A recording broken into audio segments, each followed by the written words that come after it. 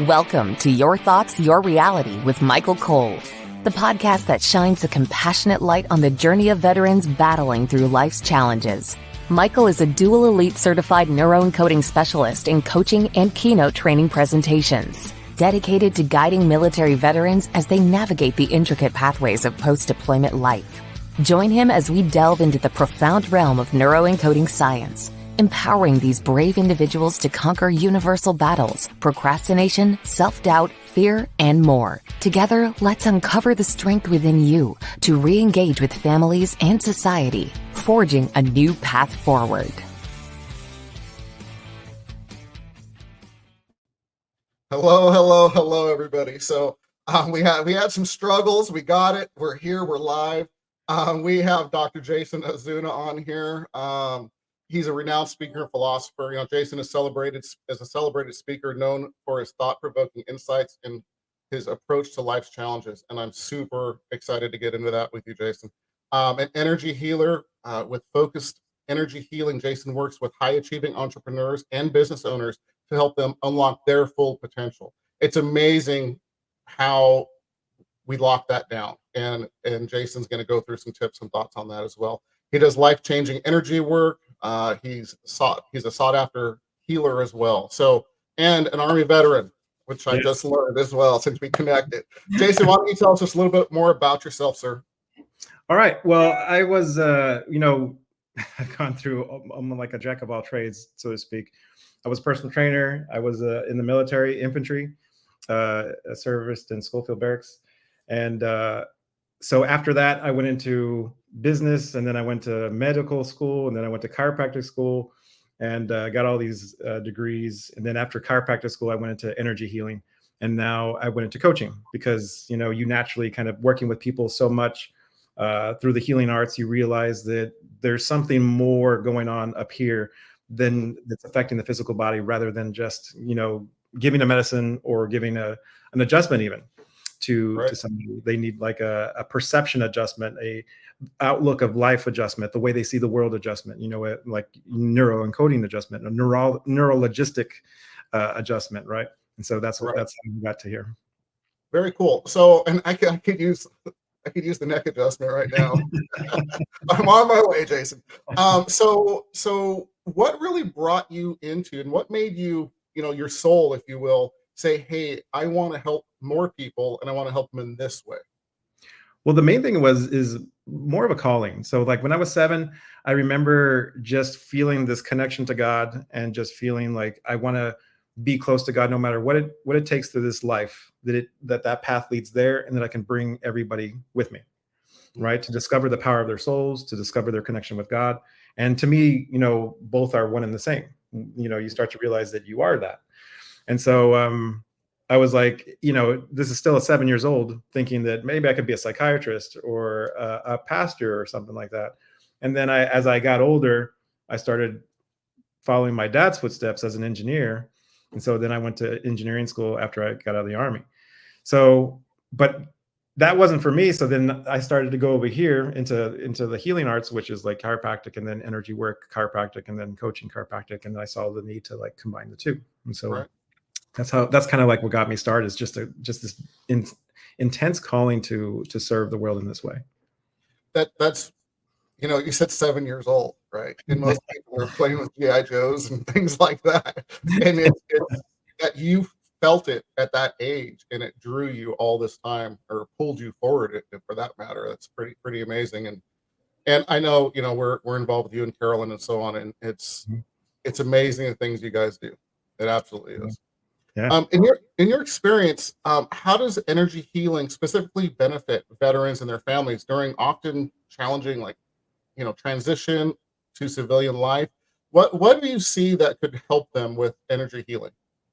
Well, you know, I like to build a foundation in all my coaching and all in the healing work that I do, and the main energy work that I do is up here, right? That's what the neuroencoding is and all that stuff. It's like, that is energy. We're all energy. So one of the foundations I build is like the terminology, the identification of what we mean by energy work, because, you know, you can get anything all the way from like a hippie type perspective of energy work or yoga type, yeah, and all the way to like a logistical sense. And since I was an engineer, I believe that the reason why it took me down that engineer road first is so that I can combine both logical and soul and all this stuff together, right? The non-logical.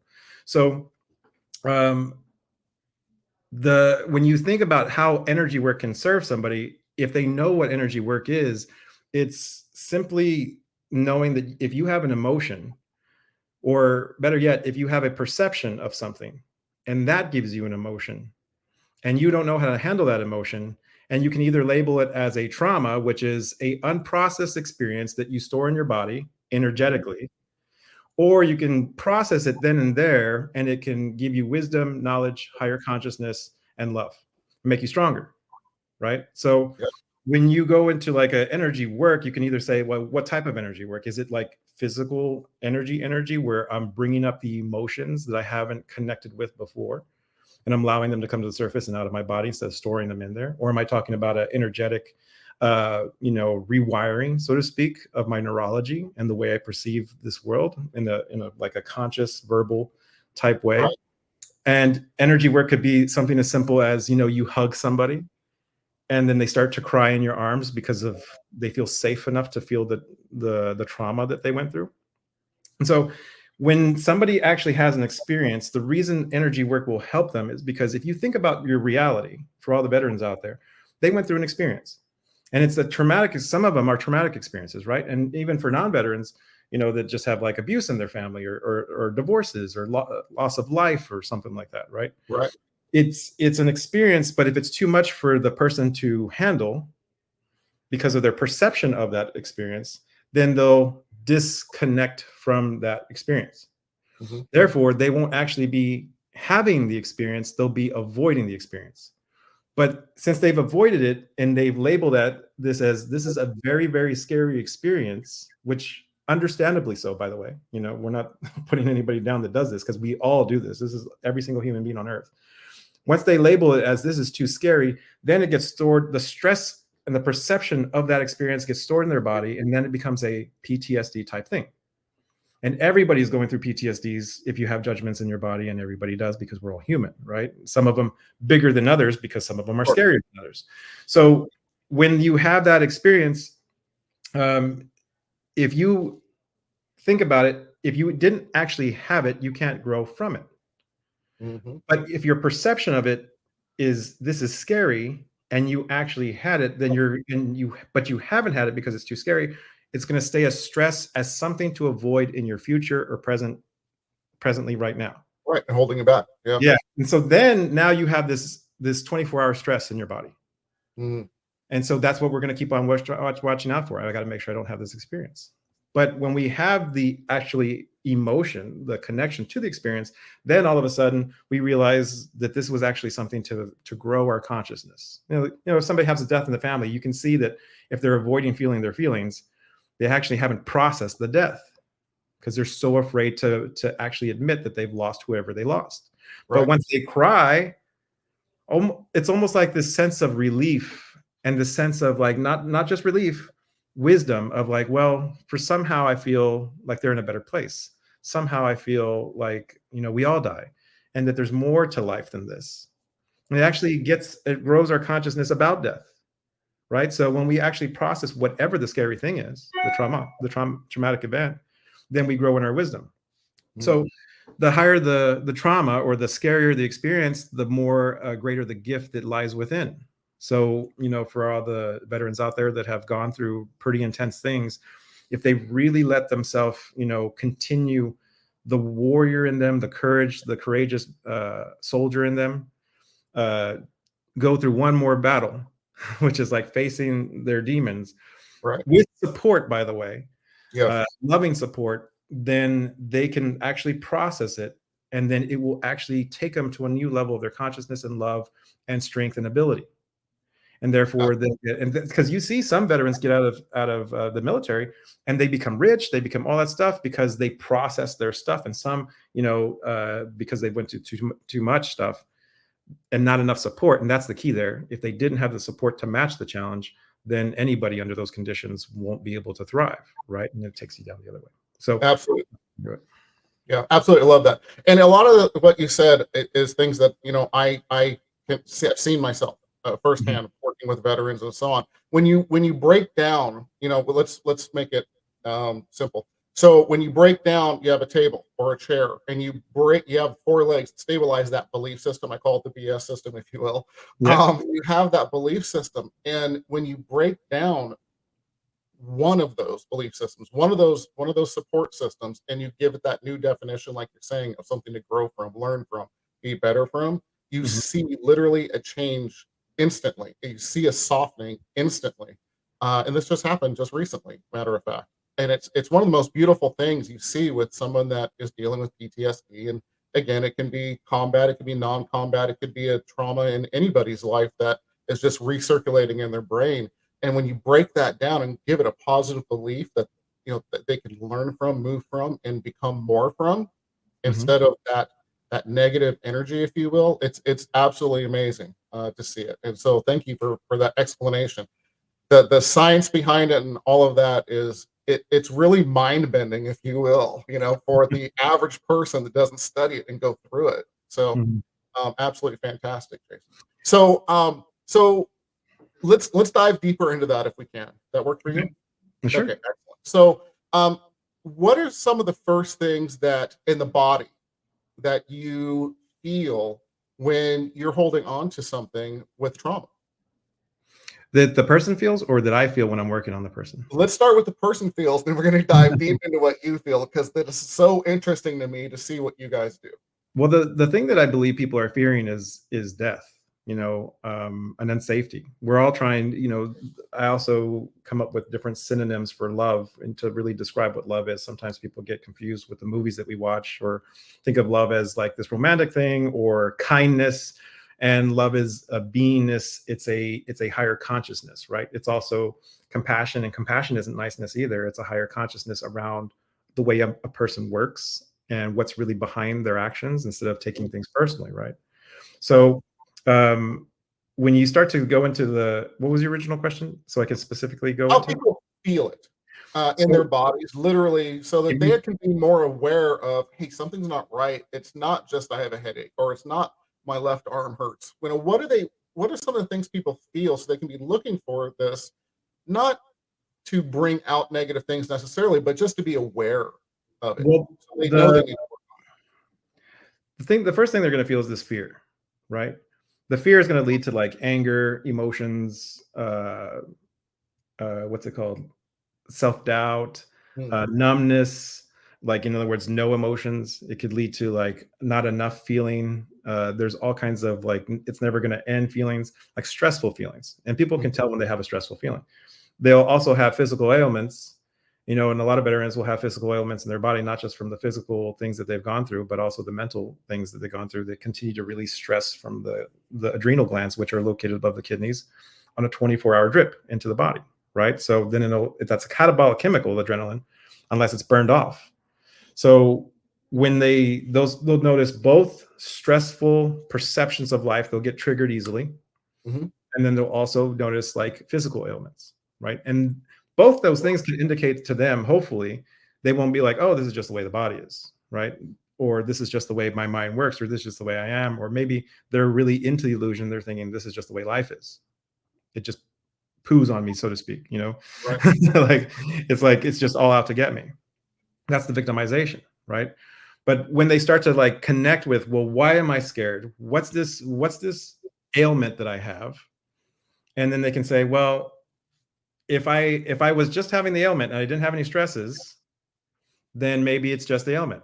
But more often than not, they're going to find that like, yeah, I have a lot of ailments, but I also have a lot of things that stress me out, a lot of things that trigger me. So the good news is if they start to identify those things that are really like hitting home to their heart, that triggers them out of their love, out of their peace, out of their safety, then they can start to work on those things. And that's where I'm saying, like, you want to get back into your courageous heart and say, like, I'm willing to face those things. Neil Armstrong was the first guy on the moon, and the what he would be willing to risk his life and go down in a fiery death in that rocket. But the one thing that scared him was telling his kids that he might not be coming home. So It takes more courage than we realize. We can have all the courage out there, but there's some things that really, really scare us, right? And so Right. that's one of the things that they can notice. Those are the red flags are saying dig here for higher consciousness and higher love, more Yeah, strength. lean into it. I love that. So would you say that the more you see the same things popping up in your body as far as Yeah. ailments, hey, there's if the doctors aren't finding anything, Mhm. maybe there's something on a deeper level, subconscious level then. That's right. Yeah. And really understanding, like when you go to the next level after you do that part, really understanding that like these things are not true. Just like neuroencoding talks about, these are perceptions. These are unless we're taught, and that's what I tell people. Just because we get older doesn't mean that we have consciousness. It's we have to actually have a processed experience that was either we actually had and we really connected with and we got wisdom for that, or we had good teachers, parents that taught us how to handle our emotions and all this stuff. Mhm. And sometimes we go through stuff, especially veterans. It's like, what parent taught them how to deal with some of the stuff that they've gone through, especially if they went through war, right? So then it becomes like, again, it goes back to that support. So getting support is very important, and having the courage to even ask for support and feeling worthy enough to be supported is also another thing that veterans want to really tune into. Yeah, absolutely. And I would, this is one of the things I coach and train on all the time is, you know what, stepping forward and saying, hey, I'm struggling. I could use some support. I could use some help, which Yes. is totally goes everything that veterans are conditioned into. Mhm. They're conditioned into figure it out yourself. You know, That's rub right. rub some dirt on it, if you will, as we all were as kids. But Get over um, it. yeah, Right. yeah. But stepping forward is one of the most courageous things you can do. Mhm. Build that community around yourself. Those kinds of things, so you can safe and comfortable doing so. And that's one of the things we work so hard on. So, amen for you bringing that up. So I want to go further, and now we're about halfway through the podcast. So, into what you do. So, as far as the energy healing and energy work that you do, okay, so for the average person that watches your videos or Carolyn's videos, they're like, what the hell is going on here? Excuse my language, but they are. So, what kind of go through that process of what is happening when the people are on that table, or just in that amazing loving space that you guys create, by the way. Just what in safe space is even more important, I'd say. Yeah.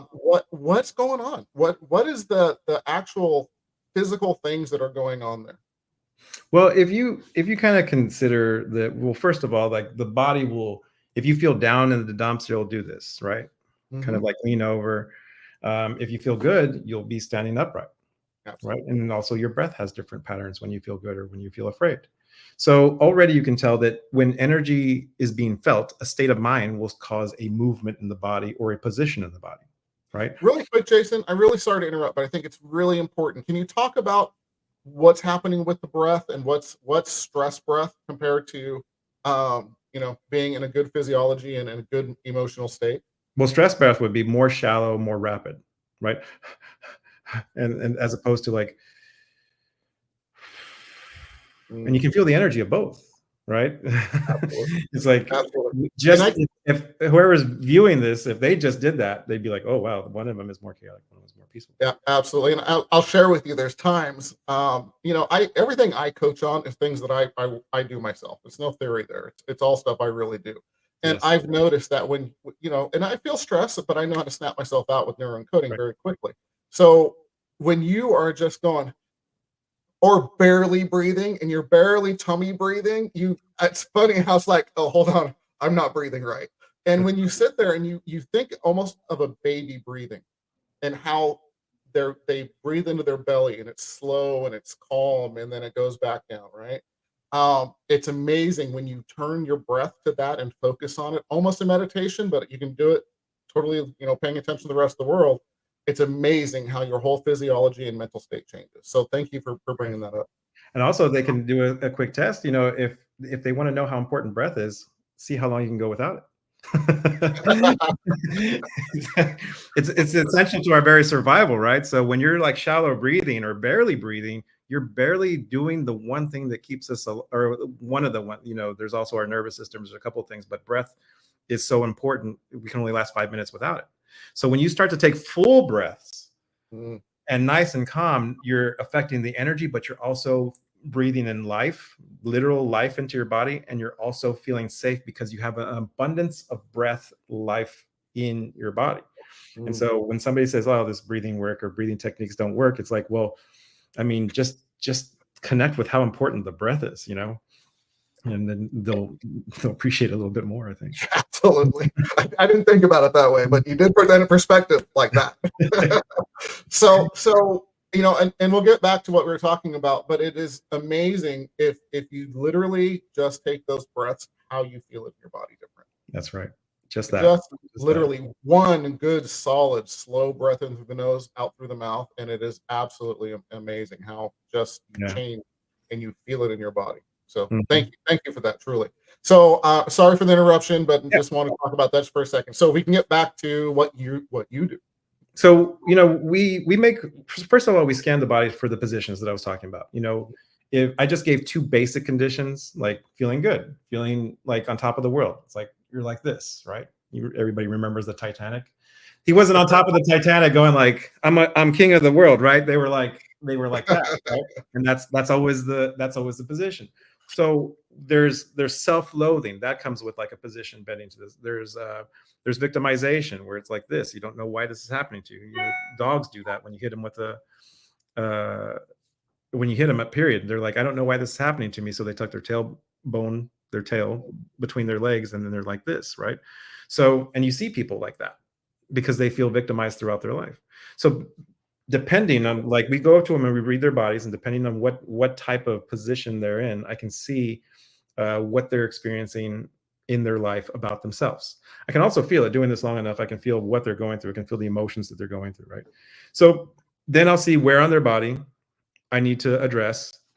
We'll do like a light touch on specific parts of their body, or go where, you know, sometimes I'll just follow where the energy takes me, because you'd be surprised. And you know, kind of like when like we're talking right now, it's like something comes to you and says, ask this or talk about this, right? Well, it's the same way when we're working on people. It's like, go here.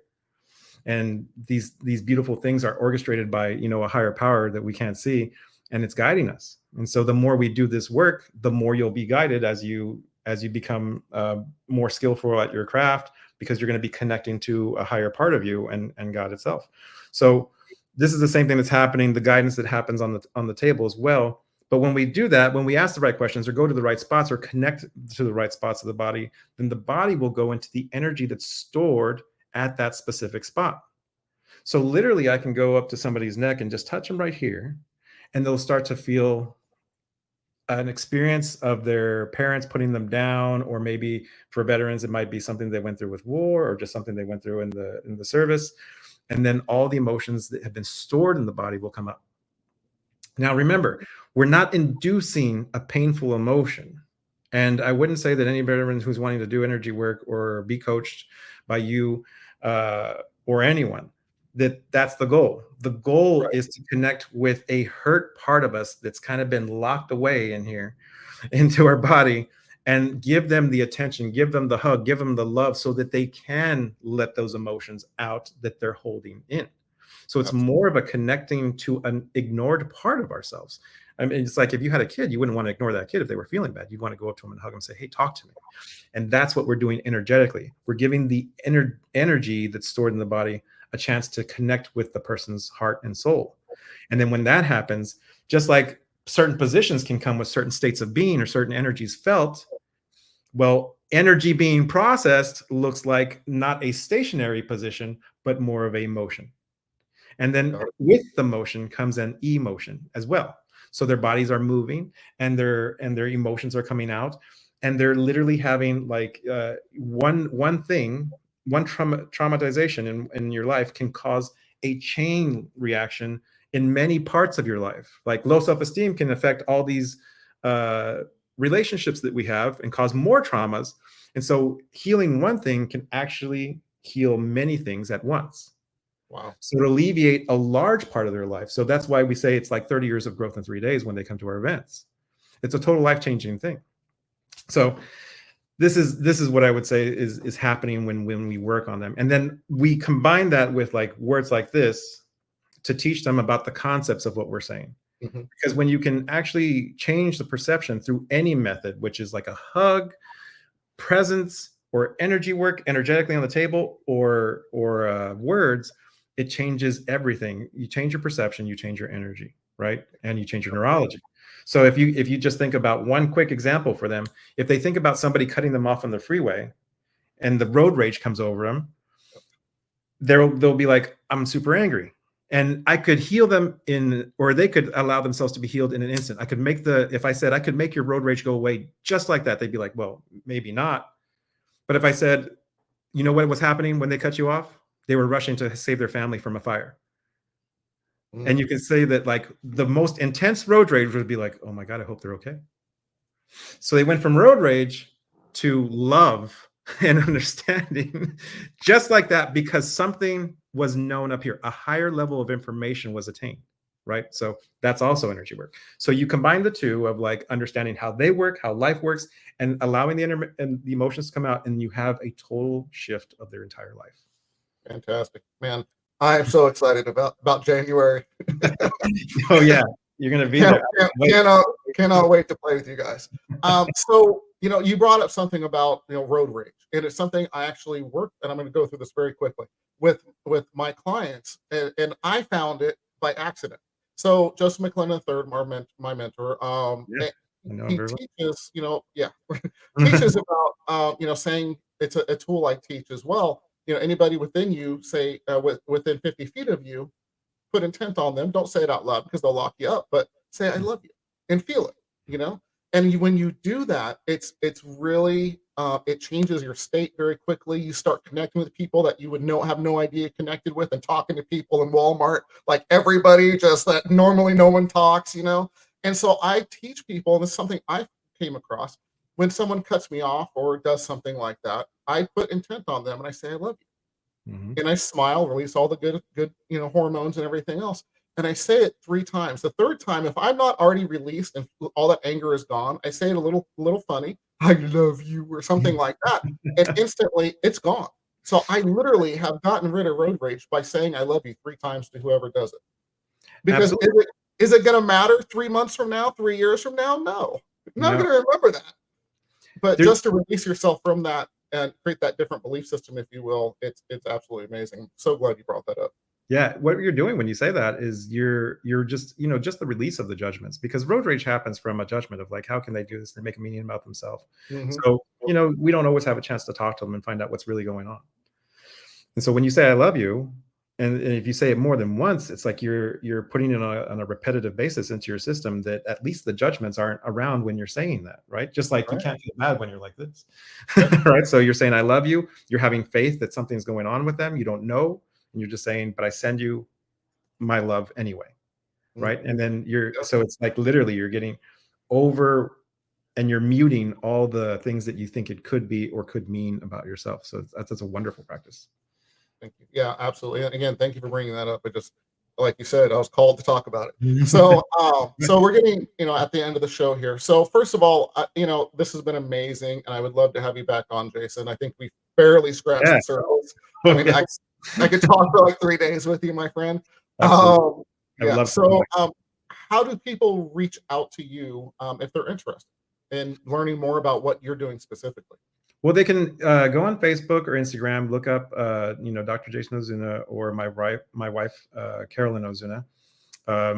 We're both on Facebook, and then I think we have a website that you could probably put a link to, sparkyourrockstar.com. That started, way back when she first started that, and we kind of kept that name. So it's basically sparking the soul and the amazing infinite soul that you are from within, right? So they can go there, they can message us they can instant message us. My wife especially, she's the one that really handles all that stuff. And so any one of those avenues, they can also reach out to you probably and say like, hey, what event are you going to in January?